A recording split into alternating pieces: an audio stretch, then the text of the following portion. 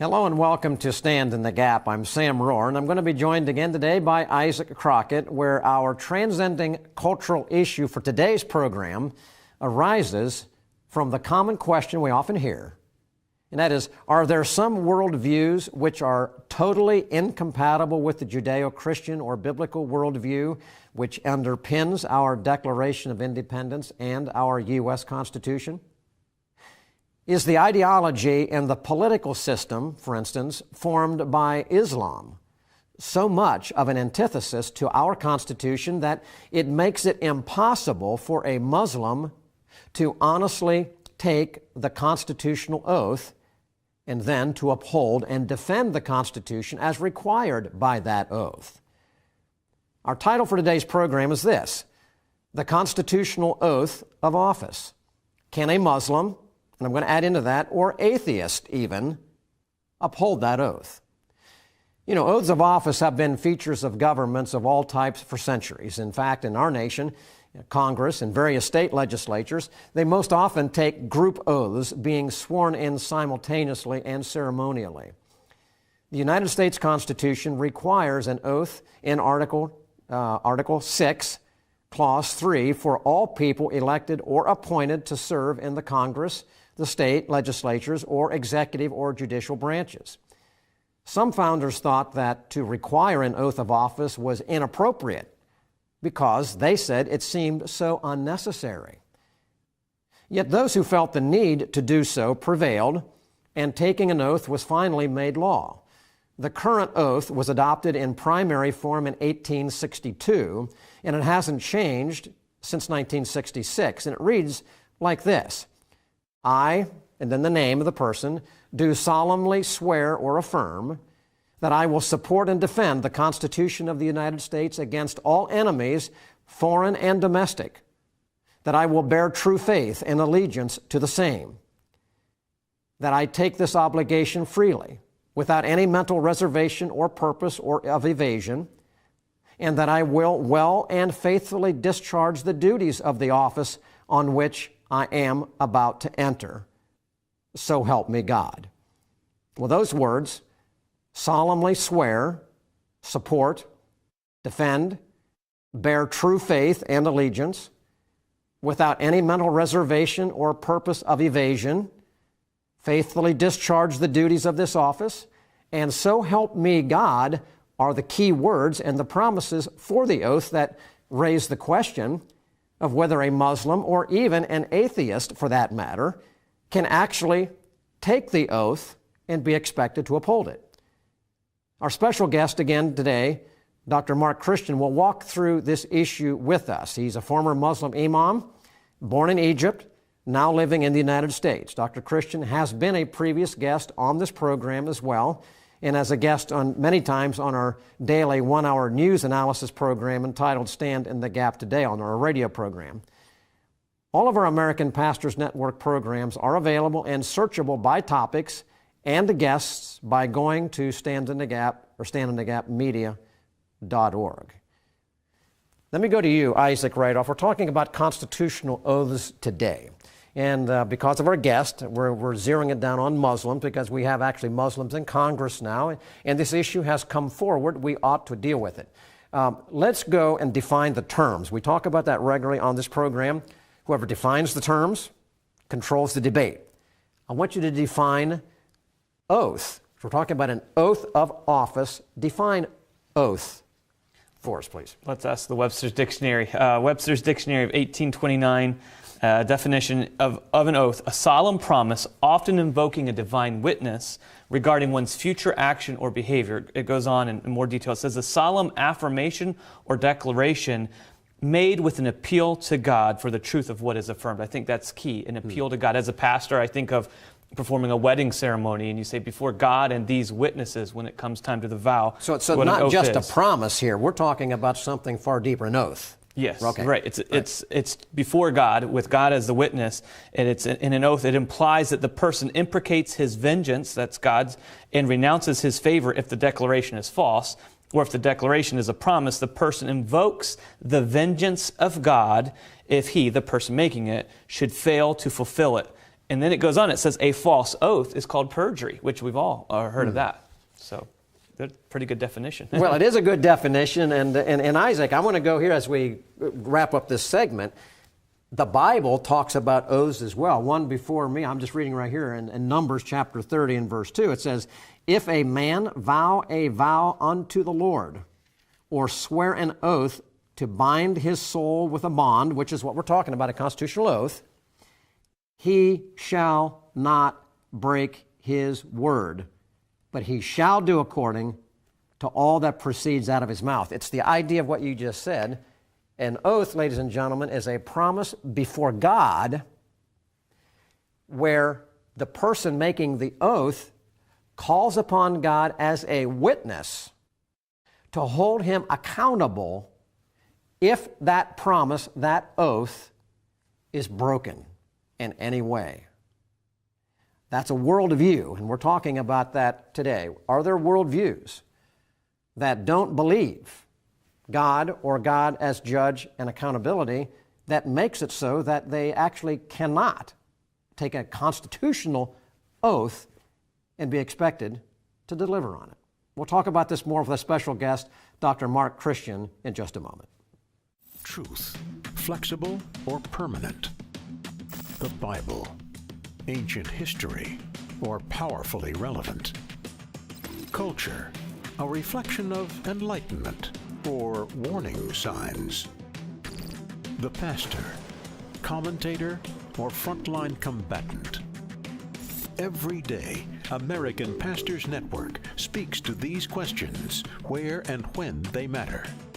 With hundreds of affiliate radio stations nationwide, a website and mobile app screening today's headlines through the twin lenses of the Bible and the Constitution, educating, informing, equipping.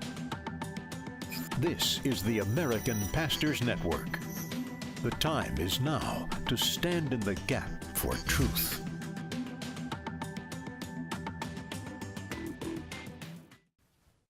Ladies and gentlemen, we're talking today on this program about a constitutional oath. Now, we all are familiar with it. Every person who goes into office takes it.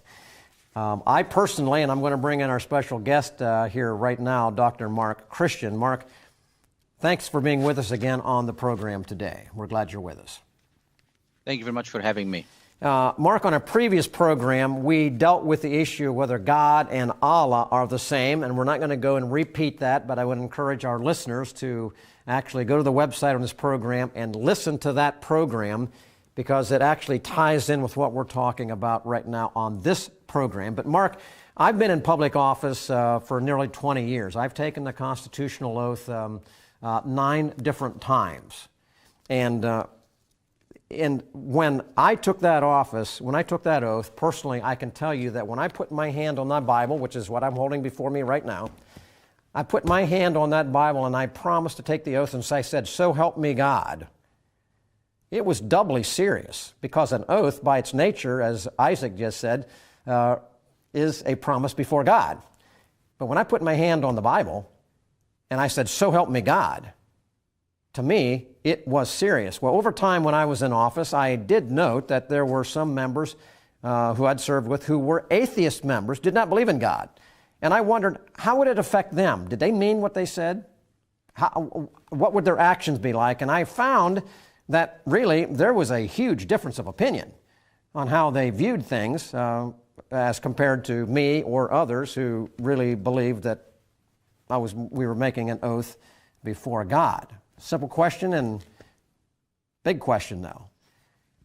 Mark, can a practicing Muslim who is in office in the United States, who has to take by law a constitutional oath, can they honestly take a constitutional oath to support and to defend the United States of America, which we know is built on a Judeao-Christian worldview, the very elements of the Constitution coming right off the pages of Scripture?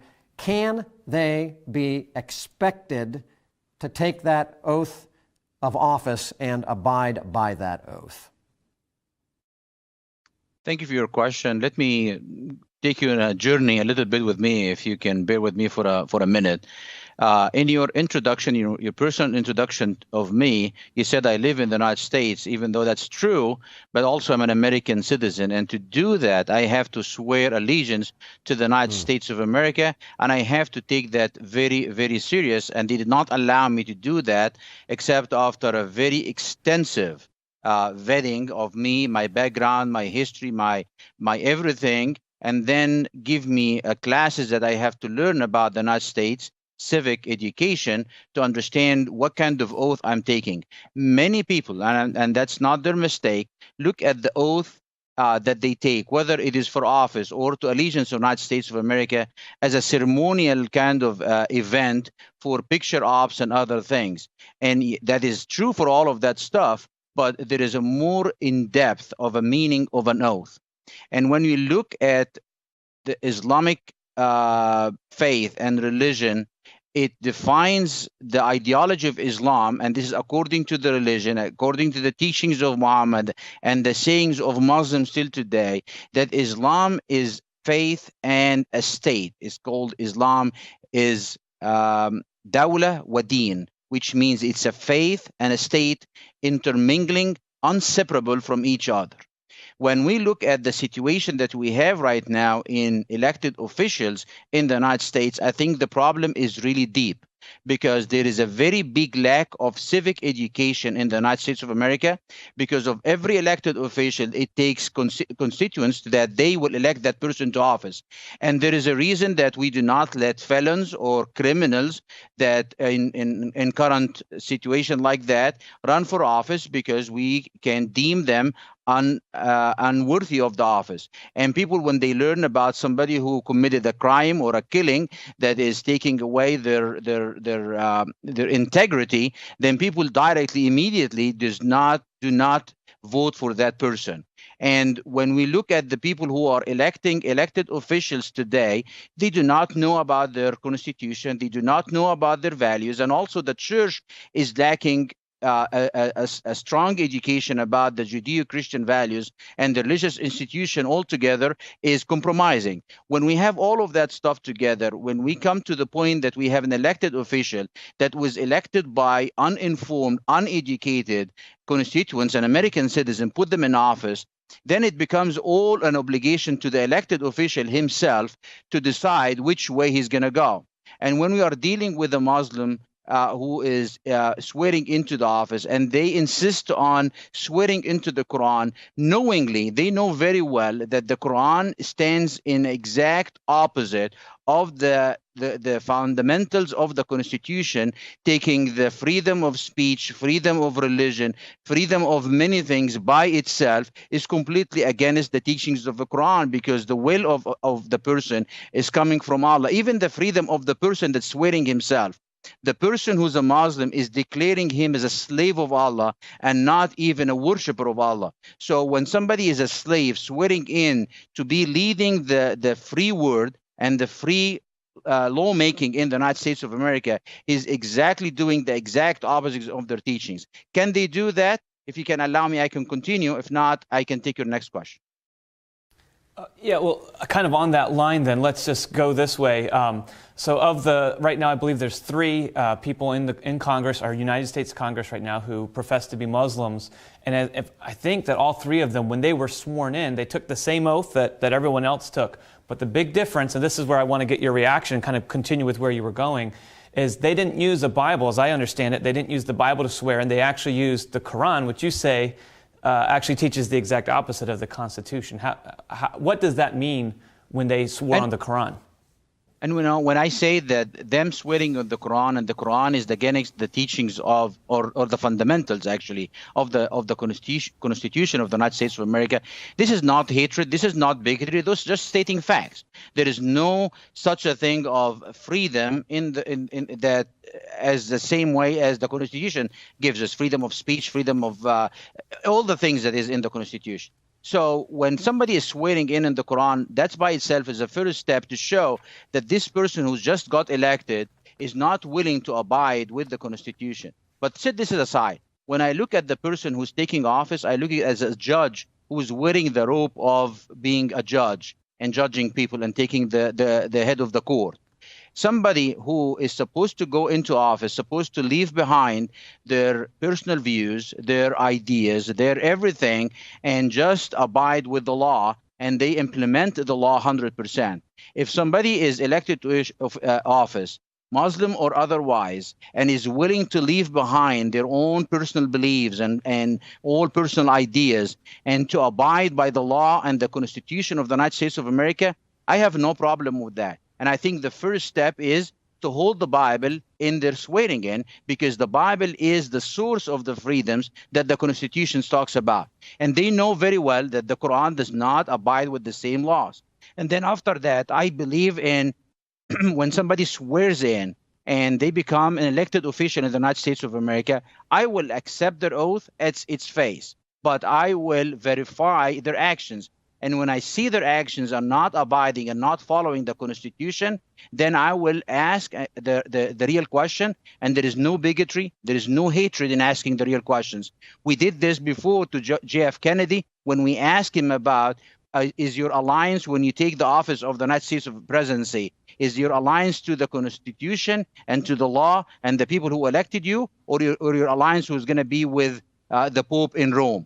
And he took the podium and deliberately did a conference and tell everybody that his alliance with the United States of America. At that time, it was not bigotry, it was not hatred, it was nothing of anything other than asking the real questions, because we are entitled. We are free men and women in this country. We are entitled to the questions, and we are entitled to the answer from the elected official. And if the person is refusing to answer, then they are deeming themselves not worthy of the office they are elected to. That's very interesting. You point this issue to the point of allegiance, and you were talking about your own when you swore allegiance to the United States when you became a citizen. You know, my family, you know, my wife did the same thing when she came over from India, and so even to become a citizen, you have to do that. Is it a point of contention or difficulty for a Muslim leader to be, for example, in Congress and to swear that kind of allegiance when in the Quran it calls for violence against Christians, violence against Jewish people? There are many who, chant death to America, death to Israel, who say they follow the Quran. Is this a point of contention for somebody to be at that high of elected official and also, to say they're Muslim, but to uphold their allegiance to this country? Well, I'm not going to be, if somebody is willing to take office, a Muslim guy, I'm not going to be in their heart, but I'm going to test their actions. So if a Muslim wants to take the office and he's decided to run for office and he was successful enough to win the election and to swear in, then I will test their actions. If they are willing to take away, and when they are serving, they are going to be abiding with the law and the Constitution of the United States of America and setting aside their personal views, their personal beliefs, their personal emotions on the side and abide with the law, then I will accept them. If not, I will ask them questions. And then comes to, like, for example, Ilhan Omar. When she is coming into office, I will take her for face value. I will celebrate her as a refugee who came to the United States of America and run for office. But when she starts spewing anti-Semitism, I understand very well where is that coming from. It is a deep hatred to the Jew that is coming from the teachings of Muhammad and the actions of Muhammad, the founder of Islam, and it is preached and in the scripture of Islam every day. Muslims say that every day, that Jews has been kicked out of the forgiveness and the chosen people from God, and now they are being downsized to pigs and monkeys or equal to them, even though they are humans. So when I look at Ilhan Omar and spewing anti-Semitism, this is not just something that I will take lightly. I will start questioning, is your anti-Semitism is because of your deep hatred and deep-seated beliefs? Then you are deemed unworthy of the office. If it is about some personal values, I have to debate that, because if you are taking one value out of the Quran, then what else are you taking? Are you going to be seditious to the Constitution? Are you going to be pushing the Dawla, which is the Islamic State? Are you going to push other things? When I see Ilhan Omar as well embracing female genital mutilation, I will ask those questions, and I will ask him seriously, because are you bringing your own culture, your own beliefs into the office? Are you abiding by the law of the United States or abiding by your own law? Even a judge is not worthy to be a judge if he starts pushing his own values. If a judge look at some person and says, I feel deep in my heart that you are guilty, I'm not going to abide by the law, I'm going to sentence you to death, this is not a worthy judge. This is the same way I have to judge every lawmaker in this country. Whether it's a Christian or not, I'm going to be judging them according to the Constitution and the laws of the United States of America. I will believe, but I will verify their actions. And Dr. Christian, I think what you just said there is perfect for our people to understand, and all of you listening here today to us. The founders did not ever put before those who would be in office that they had to profess that Jesus Christ was their own personal Savior. Now, many of them did, and they perceived it. But what did they need to do? They had to embrace a Judeao-Christian worldview that said God created us. There is sin in this world. They did believe that Jesus Christ was real, and they did believe that God was a judge who would hold us accountable. That's a Judeao-Christian worldview.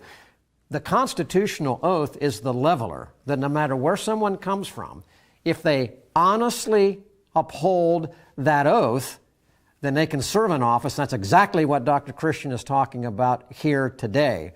But a competing worldview, an atheistic worldview, which I don't have time to go into right now, or an Islamic worldview, does hold a competing position if they hold that and they maintain that position above their oath to the Constitution.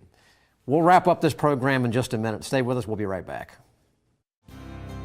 Stand in the Gap is produced and recorded in the studios of WBPH Philadelphia, positively different television. To watch archives of this program, go to WBPH.org.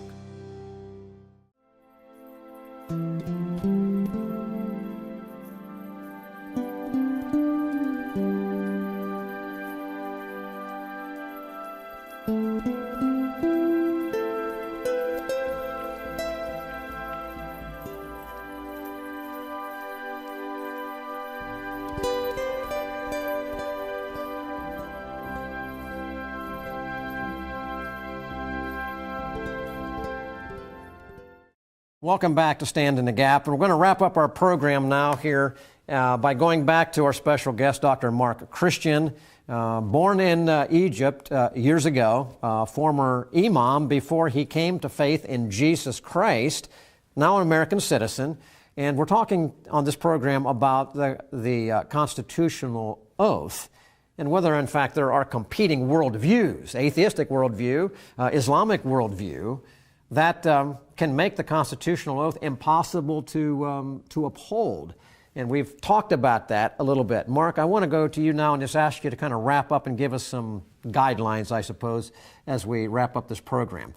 Okay, we are now in a time where we do have people in office who now are Muslims, who have taken an oath, but many are taking an opposing view. They're swearing their allegiance to the Quran and Muhammad more than the constitutional oath. But we've got atheists in there too that are supporting Marxist views and that kind of thing. So what do we do in this country when we see ultimately the foundations of freedom being undermined by this kind of thing? Citizens are voting these people into office.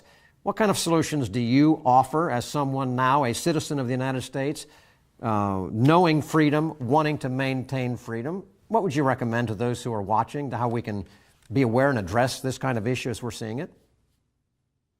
You know, I will use the Ronald Reagan motto, trust and verify. And you need to trust everybody who's elected to elected office, but we have to verify their actions, and we test it against the Constitution and the laws of the United States of America. I'm not saying they are not worthy to deserve just because they are Muslims, because if they are Muslims and they are willing to leave their Islam behind when they are serving the United States of America, as we ask everybody else, leave behind your whatever your personal views and just follow the law. And then we were fine with that. If they are willing to bring in their own faith and teachings of their own faith, hatred and otherwise, then we have to verify that. And there is no bigotry, there is no discrimination, there is no rejection, and there is no hatred whatsoever in verifying. We do that, and we have to do that. It's an obligation as citizen that we have to do that. Then the other part is, am I saying that Muslims are not worthy of taking office? Absolutely not. And we're going to stop right there, Dr. Christian, because we're out of time. Ladies and gentlemen, trust and verify. Know the truth.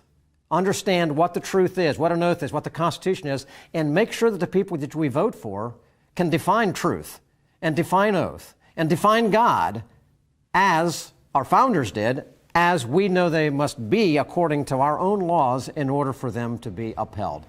Communicate to us this week, ladies and gentlemen. Thanks for watching us today on this program, and on behalf of Isaac and I and the entire Stand in the Gap team, God bless you. Stand with us in prayer, stand with us in finances. Pray for this program. Talk to you later. Bye now.